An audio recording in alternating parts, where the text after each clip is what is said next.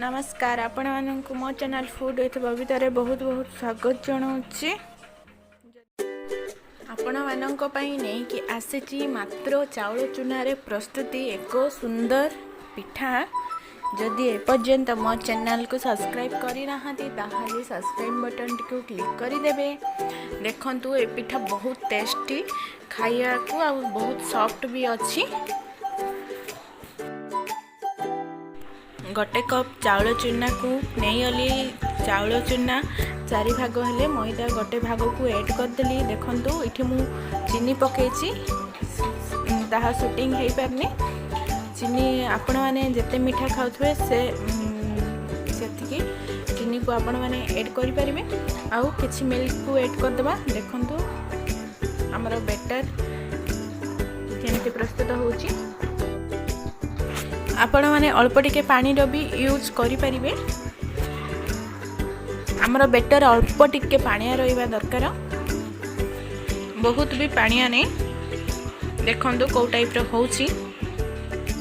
एही रेसिपी आपण माने बहुत इजी रे प्रस्तुत करि परिबे। बहुत सामान भी लागियोनी। चाउल चूना मैदा चीनी और क्षीर रे एहा प्रस्तुत होई जिवो।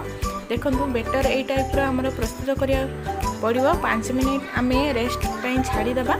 तापरे आमे तेल गरम करि दबा। तेल आमर गरम करी आसिले देखंतु चट्टू माध्यम रे एमिति पकेबा। गोटे चट्टू ही पकेबा। पकेकी एहा को आमे फ्राई करिया को दबा। देखंतु मु को टाइप रो करू।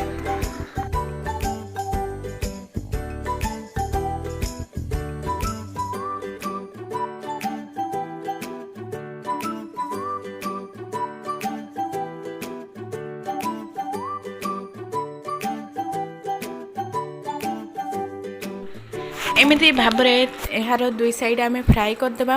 बहुत फ्राए भी करवा नहीं, अल्प ब्राउन व्हाइट मिक्स थी से फ्राए करवा।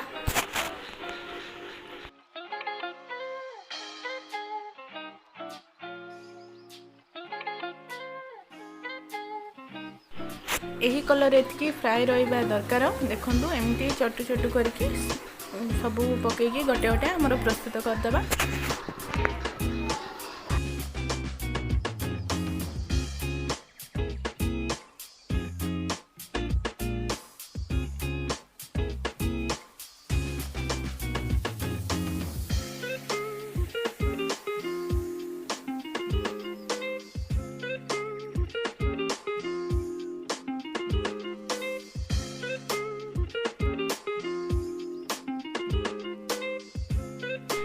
जदि मो रेसिपी आपण मानक भल लगे ताहले वीडियो को लाइक कमेंट आउ शेयर भी करदेवे। जदि सब्सक्राइब करना ताहले सब्सक्राइब भी करदेवे।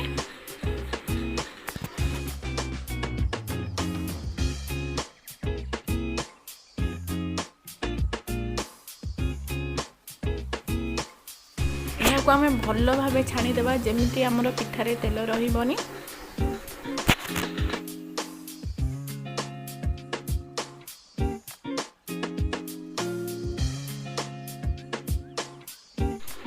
एहीपरी भाव में आपण मैंने सबू बेटर को पिठा करि परिबे। रहिली नमस्कार।